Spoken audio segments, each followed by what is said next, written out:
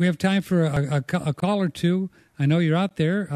I can tell because we have controls that tell us how many listeners. If you'd like to have a quick a comment or a question for Don Jansen, it's 888-1-NET-6, 888-1-NET-6, and we'll just pick it up and you can ask him a question.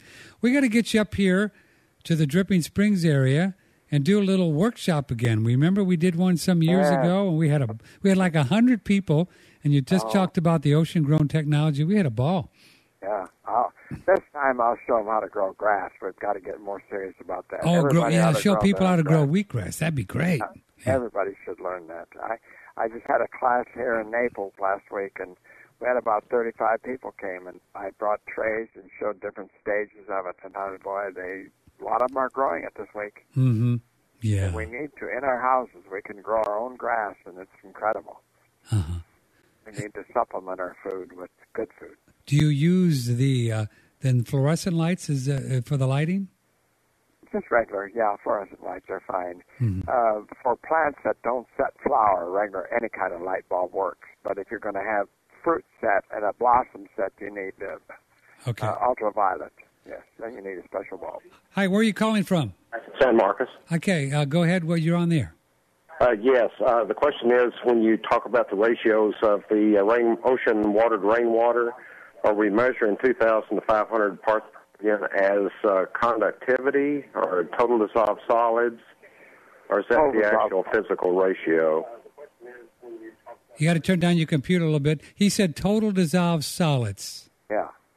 And you can measure it the other way with conductivity, but TDS is what I like to measure with, TDS. That answers it. Thank you so much. Well, you're quite welcome. Glad you're out there. Yeah.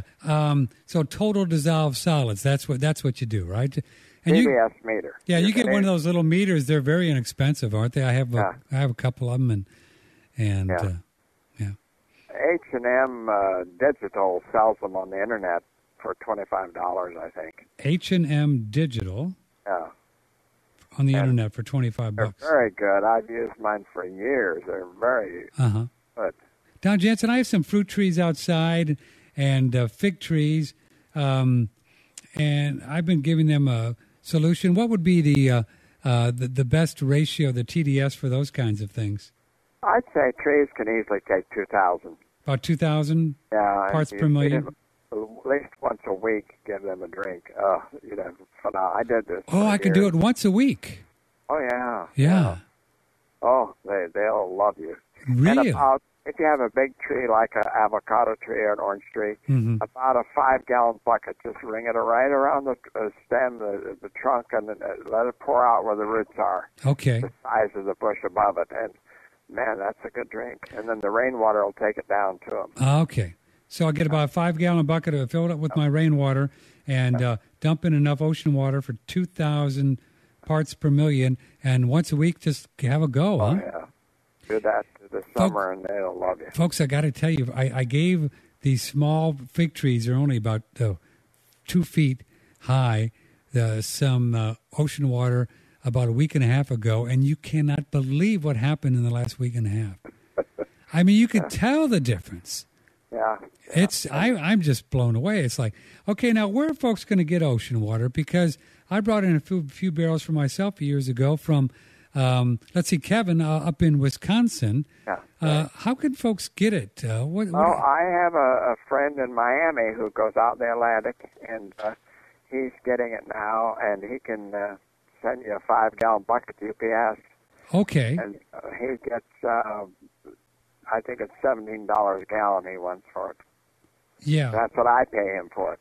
But that's a good deal because it's going to last a very long time. Well, diluted down to 5 ounces to get your 1,500, that gives you about 35 gallons. When you buy a 5-gallon bucket, that's quite a bit of fertilizer for a garden and for plants in the house. Oh, especially if you do hydroponic, right? Yeah, reuse. And then, this is just the beginning of the revolution, right? So once we really get enough people around the area, like the Dripping Springs area, but the Austin area, we'll be able to get enough people so we can get a truckload and stuff like that. And then people can get a whole barrel for a lot less money.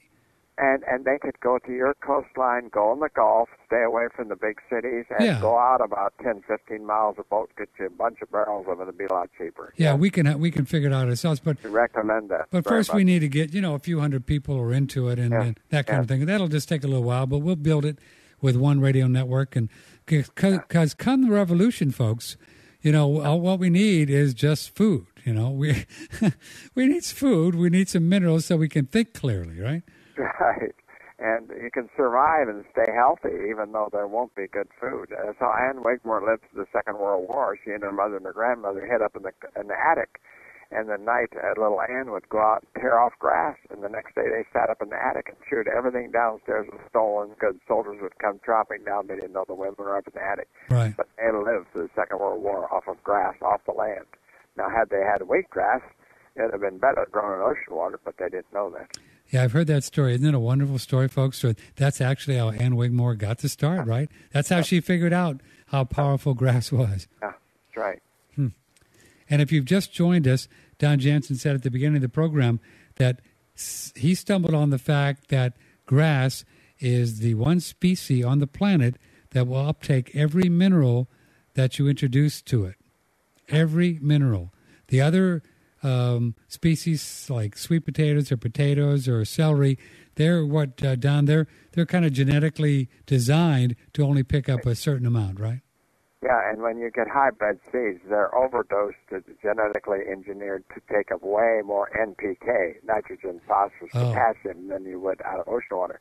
When you use ocean water, the best seeds to get are open pollinated heirloom seeds, and then they match the ocean beautifully. I've never altered the fertilizer. Yeah. And when I had hybrids, I had to add stuff.